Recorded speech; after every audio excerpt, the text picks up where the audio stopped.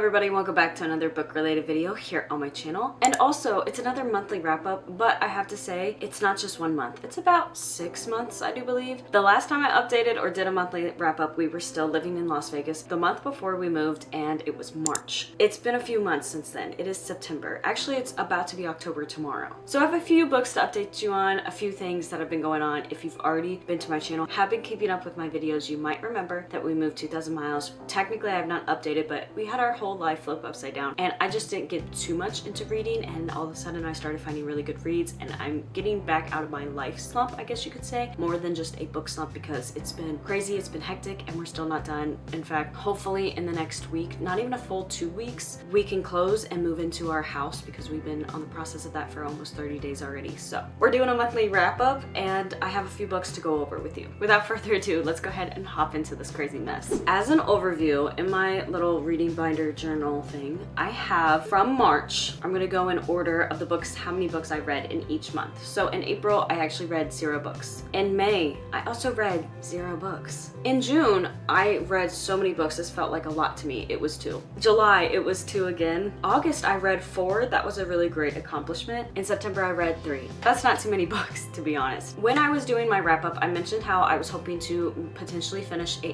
800-page book. I did actually get about 154 pages in, and I remember very vividly when we were going through the whole dually crisis, being at the base and loading up the trailer and getting everything ready for our move, and specifically reading. I think I got around page 50 and there was something major that happened, or page 40, and it was one of the first things that I wanted to mark and tab and relay back, because I was going to do a reading vlog on this and I just never got to it. And I found out also, because I have a few books that are similar to this, like mass market paperback, is I don't like the size, especially with thicker books. Right now I'm currently reading The Stand, and I have like a full size regular paperback size that's real floppy, but I used to have this. It's like these Stephen King books, they're just these small books, and I don't really care much for these size. I am definitely never going to buy them again. I just feel like I've moved on, and my new thing that I'm going to be trying to buy, especially for the Game of Thrones series, is this size. This is a bigger paperback than normal. This is the size of a hardcover. Look at this size difference. It's so much nicer and easier to hold in your hand, and also this is pretty stiff. It doesn't really flop at all, but this, it doesn't even stand up straight. It's really nice and floppy. So I think I will circle back to this book. I have full intentions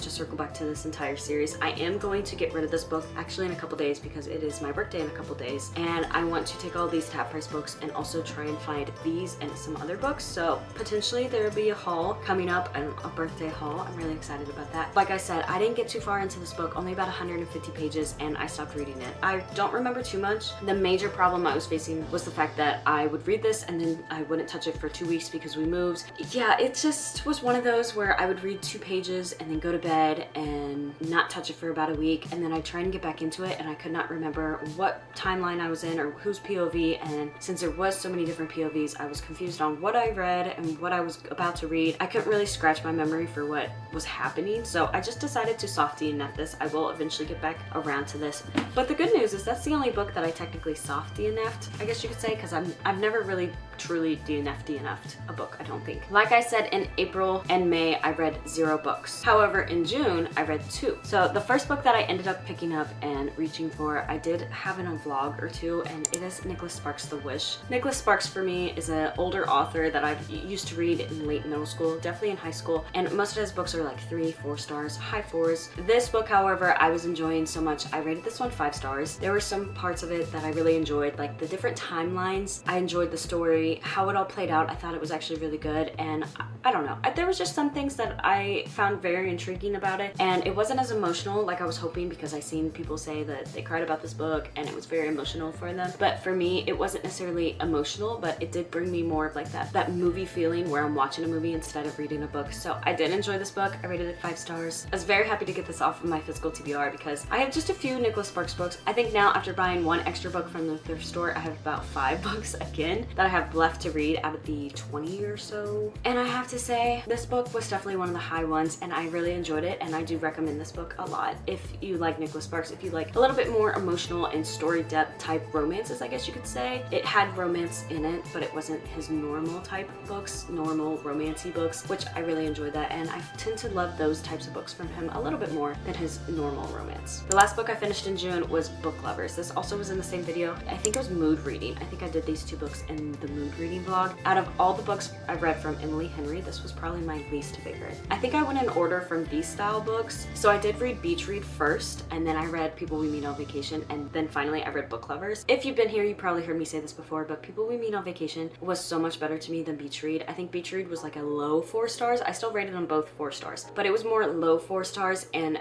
People We Meet on Vacation was like a 4.5. I just don't do half ratings normally. This book, however, I was very much stepping into it, not enjoying it. I couldn't get into it, a lot of it, and then when I finally did get into it, it just, I don't know. I just didn't have a really good feeling about it the whole time. It was just kind of like an okay, kind of glad I got it, kind of glad I picked it up. I'll still be keeping it. I might circle back to it eventually and love it more than I loved it this time, but I just ended up on 3 stars. I don't know if it was just the characters in general, because I kind of lost this from my mind, even though it's only been a couple months. I thought the concept was maybe really cute. I just don't know if it was just me, or if maybe for me personally, if Emily Henry didn't execute it very well, but I don't know. It wasn't a bad read at all. It just wasn't definitely my favorite from her, and I'm kind of sad about that, but I'm hoping to find maybe Happy Place or even Funny Story in paperback and then read those, and maybe those will be my new favorite ones, because I hear so many great things about those last 2. And then we hop into July, and I only finished 2 books as well, but also this series that I finished was so great, and this is what started, like the trickle effect of water started me getting out of my slump and really getting back into reading again. This was like my light at the end of the tunnel for reading, if you will say. I hopped into Caraval. I absolutely love this book. I love the magical system of it. I love the fantasy elements of it. I love the relationship building. I love the romance in it. There were so many things that I enjoyed about this book. This entire book, I was watching a movie. I was not reading it. So I rated this one at 5 stars. This was my second 5 stars after I came home. This was such a great feeling to read. I enjoyed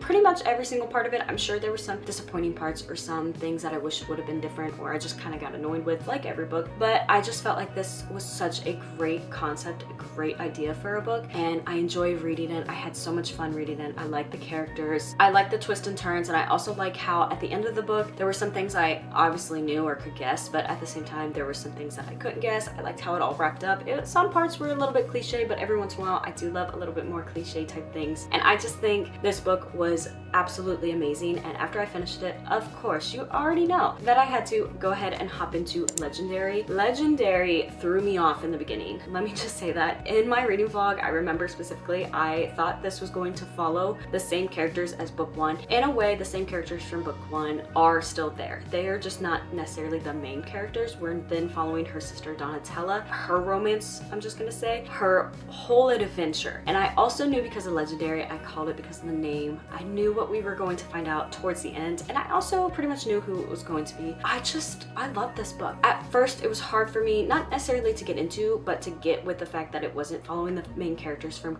Caraval. But after a while, I got so into this world again. I love the plot and everything like that, that I actually did something I've never done really, and I rated this 4.5 stars. I usually only do whole stars, but this one was 4.5 stars. It wasn't that full movie and full 5-star feeling, but it was so close. I've never had a book be so close to a 5-star without being a 5-star before, and this one did it for me, so I had to give it that half rating. And I love this whole book. I love the colors of the cover. I think the green and the red, everything like that looks so good. I liked the information that was in this book as much as Caraval. I just feel like they're all so good. And then I hopped into Finale, and I almost finished this in July. I ended up finishing it August 1st. I was so close to finishing it in July, but I couldn't do it. This book, looking back, was one of my favorites. It was just a 4-star. It wasn't as good, like 5-star feeling. Sometimes you just get that feeling. It might have been because it was the 3rd book and not the 1st book, but at the same time, it was still super great. And looking back, for sure, the characters in the 1st book I cared a lot about, and then we read the 2nd book and I kind of liked that character, that other sister, but I really just wanted to follow the 1st sister. In this book, you get both of them, and I could not care less for the 1st sister. I just wanted Donatella. I wanted that whole couple, that whole everything that went along with her. There were more twists and turns, but I think this as a trilogy was a really good idea. I think adding on to this trilogy maybe would not have been a good idea. I'm glad she left it just as a trilogy, because I enjoyed this entire trilogy. I feel like overall the entire series would have been a 4.5, maybe 5-star read. I feel like you can't go wrong. I highly recommend this series, and I think it does deserve some of the hype. I know some people kind of overhype it, and I just think if if it's one of those books where you like magic, you like a little bit of romance, like a subplot of romance, but more so you like the fantasy elements of books, I think this is a really cool concept and a cool book to get into. And of course the series just keeps getting better in a way, but also I know my ratings go down, but in a way they keep going better because you learn more information and you get a better relationship, in my opinion, in the second book. And I don't know. I really enjoyed this. It was definitely the start of me getting out of my slump, and I very much appreciate this whole trilogy. And also with this trilogy, I have to say I have a reading vlog for each book specifically. I feel like those reading vlogs turned out really good. That might just be me being kind of biased, but I worked a little bit harder on the thumbnails. I enjoyed taking the thumbnails, and then also on the videos I had more of my at the time in the moment thoughts and reactions because I recorded myself, and also some thunderstorms. I caught a lot of thunderstorms in those for some reason. So if you're curious, go ahead and go check out the Caraval trilogy reading vlogs that I do have. I wouldn't say I highly recommend because that's just kind of, I feel like pushing my videos down your throat. If you want to, go check them out. I worked a little bit harder on those than I do most videos. Next, I had a TBR jar video that I actually just posted, I think at the end of August, maybe in the beginning. And one of my prompts was for a book that I know nothing about. And I chose a book that I think I thrifted in like 2016. It's been a while. I chose All the Tea in China by Jane Orcutt for the fact that it has sat on my shelves for so many years, and for whatever reason I never discarded it, but I also never read it. The fact that I finally picked it up and I actually enjoyed it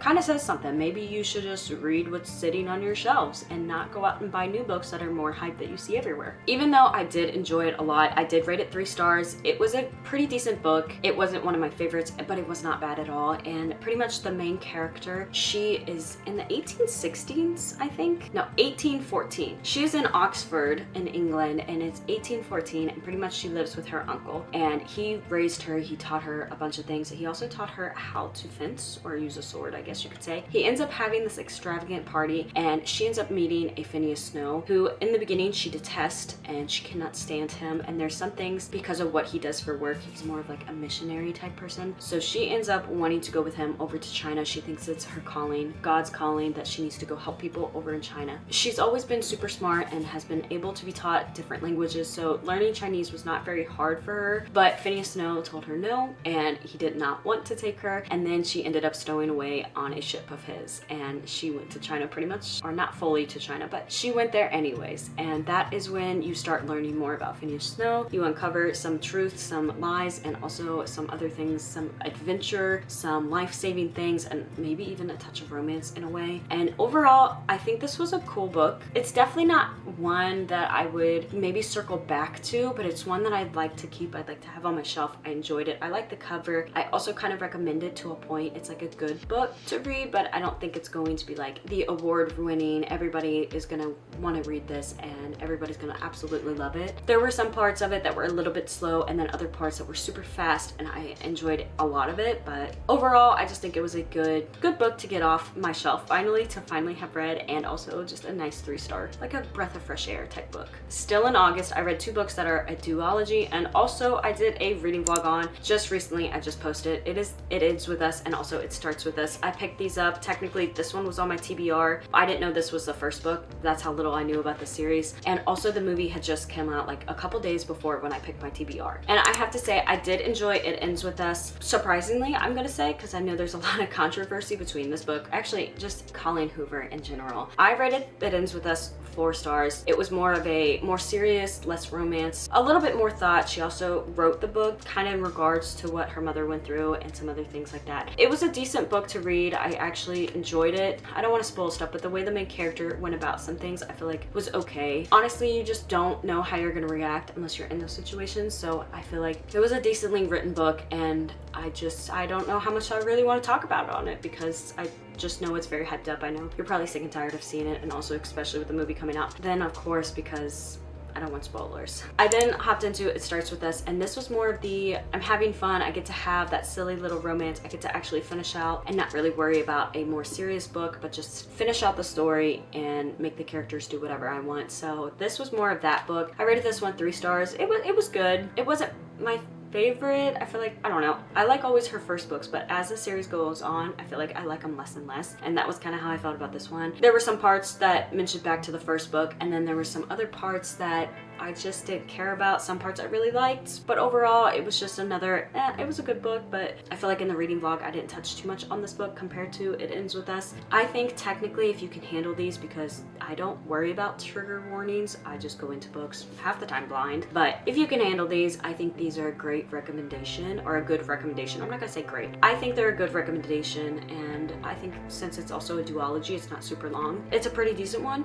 I'm not saying it's the best, because I know there's more books that probably display stuff better, or also just romance in general that might be better, but I didn't really have too many issues with that. I hope that's okay to say that. Finally, we end up in September. I read 3 books in September, and the first one I finished was The Best of Me by Nicholas Sparks. This was my last paperback I had of his that I wanted to read, and this was also on my TBR, so we're just basically tackling my TBR. Nicholas Sparks, normally his books are either really high, 4 or 5 stars, or, hear me out, a few books like Dear John, 2x2, and especially Every Breath are like 2 stars, 1 stars. This book was like 1 stars for me. Some of his books are either really good, or there's really, in my opinion, really bad ones that I just did not get with and I did not enjoy. The Best of Me had both good feelings and also bad feelings. I don't know if it was just because it was really slow for a while. Some of the characters I enjoyed a lot, or there were parts of the book that I enjoyed this character this time, didn't like them at this time of the book. I don't know. I like the concept. I like the little different timelines to a point. I liked understanding the background of the 2 main characters, once having a relationship, been in a relationship with each other, and then eventually years later circling back to a point. And also I called the whole ending because with him being the best of me and things that were happening, I figured once he was trying to leave the bar, I figured that something was going to happen, especially with her son, and it's just everything made sense, and I just kind of called it. And I don't know if that's also why I rated this 3 stars. Some parts were very easy to tell what they were going to be, and then other parts I was kind of blindsided by, and I did like that. Like I said, Nicholas Sparks normally has really good books. Every once in a while I just get books. Since it was so short, it also was a higher of the 3 stars. I'd say it's like maybe like a 3.5-ish. I think towards the end I was really getting into this book. Like the last 100 pages I was really getting into this book, and then I was more, not emotionally touched, but just more I don't know, like feeling things with this book. And then of course it ended, and that was the end of it. But I guess I recommend it. It's definitely not a bad book, but out of his books for Nicholas Sparks, I would recommend other books, if that makes sense. And then we get to another book that technically I soft DNF'd in December of 2022 or 2023 heading into 2024. I think it's 2023 heading into 2024. I got about 70 pages into this book, and I was just struggling. I was definitely in a slump. I think I was in a life slump at that point, and I just decided to soft DNF The Invisible Life of Addie LaRue. But I picked it up months later, many months later. Spoiler alert, I absolutely love this book. In the beginning, there were parts of it that, since I already read like 70 pages, I was like, oh, okay, I already read this. I don't know if I would say I didn't enjoy it, but I was getting to the point where I was like, okay, I read this. Let's get to the part where I haven't read. I'm just refreshing my memory. But as the chapters grew on, mind you, the chapters were so short. Everything about this book was just getting so good. And as we went on, there was something, because apparently after she's well forgotten to the world because she makes a deal with the devil, all of a sudden somebody remembers her, and just the way it plays out was so good. As we go on farther into this book was so good. The little times she spent, the flashbacks when she was going from like the 1600s, I do believe, when she was in France, 1600s to the 2014, yeah, 16s and 1700s, all the way up to like 18, or maybe she got up to the 60s and the 1900s. And then you stop having those like flashbacks or storytelling. Some of the things, some of the adventures she went on, some of the people she met, some of the ways that she described things. I love this. I love V.E. Schwab's writing in this book. I don't feel much emotion with books. At the most, I get a 5-star feeling, or I get maybe a little sad. I don't cry. I get happy. There's not many emotions though that I feel with books. This book was one of the only books to really give me true emotions. I didn't watch this as a movie. I hate to say that. I kind of read more words on paper than watched it, but this book at the end of it had me feeling like I was not lost. I don't know how to put it. I was in a way sad and happy, and I wanted more to this book. I wanted a few more chapters. I wanted, in a way, I wanted it to end differently, even though I feel like that would have been more controversial. I don't know. This book just kind of put me not in a slump, but in a what do I do now type feeling. And I haven't really felt that too much ever before, so it was a new concept, and it didn't make me cry. It didn't make me have like strong emotions. This book made me feel emotions. I don't know how to describe it. I don't know if any of this is making sense, but this book I highly recommend. When people say this is a very good read, if you can totally get into it and read it, I think you will love it, especially around the halfway part, actually before the halfway part, and then towards the end, because I feel like it just picked up more and more because you're wanting to know what happens, you're wanting to know the next chapter, and I just absolutely enjoyed this book. I want to pick up more books from V.E. Schwab. I highly recommend this. This was 5 stars. I will be thinking about this book and maybe eventually circling back and rereading this book years from now. And then my final book that I finished this month a couple days ago was Then She Was Gone by Lisa Jewell. And I have to say, for this being like a thriller, fiction thriller mystery type thing, I enjoyed it. It was not my favorite. I'm not gonna say that I haven't read a little bit more interesting thrillers like The Woman Outside My Door. One of my favorite ones is The End of Her. I actually really enjoyed this book. It really took me for a whirlwind. And then my other 5-star favorite top thriller, I guess you could say, was Verity by Colleen Hoover. These books gave me more excitement, thrill, wanting to turn the page and see what happened. This book didn't for a very long time until certain things with her daughter were being disclosed, more so the flashbacks, like the then timeline. And then all of a sudden it was, hey, I need to read. And don't get me wrong, I read this in like 2-3 days, 50 or 100 pages the first day, and then I read like the rest of the book the next day. I read a lot of pages. It was real easy, especially because, again, like V.E. Schwab, this book didn't have very long chapters. Some of them were about 10 pages, but there were some chapters that were a page and a half long. You just turn it and there's another page and a half. I enjoyed that aspect. The overall plot of the daughter, technically this is not a spoiler, it's on the back, but her daughter goes missing and then she ends up seeing a girl after she dates a guy, his daughter technically, that looks similar to her daughter. I had it already mapped out what the rest of the book was going to be like. I knew, I was just couldn't figure out the little details, like how did this happen to equal this. There were a few things I definitely guessed about and a few things I absolutely loved. A few things that I also found for once a little bit not creepy, but I was like, I have to share this book with people. I've read to my aunt and my uncle some things because I was like, this book, listen to this is what happened. So, and I had to go in detail because I knew they were gonna read this book. And also it was just one of those, like, I just had to tell somebody, and my husband was at work. I did just rate it 3 stars. I'd say it's like 3.75, I guess, if you really want specifics. I don't know if it's just because it's a more beat up copy and I enjoyed it a lot, but I just didn't enjoy it enough to really keep it on my shelves for my thrillers. So I think I will be getting rid of this. I don't know how much, if I'll read Lisa Jewell again. Maybe if I find one for cheap, like if I thrift one, I might circle back to some of her books, but as of right now, I just didn't get all the feelings that I really wanted to stick with her and her writing. It was a good way to end off the month, to be honest, because right now I'm currently reading The Stand by Stephen King, and if you've read that book, you know it's like 1,100 pages. So this was a nice short. Oh, before I hop into my biggest book on my TBR,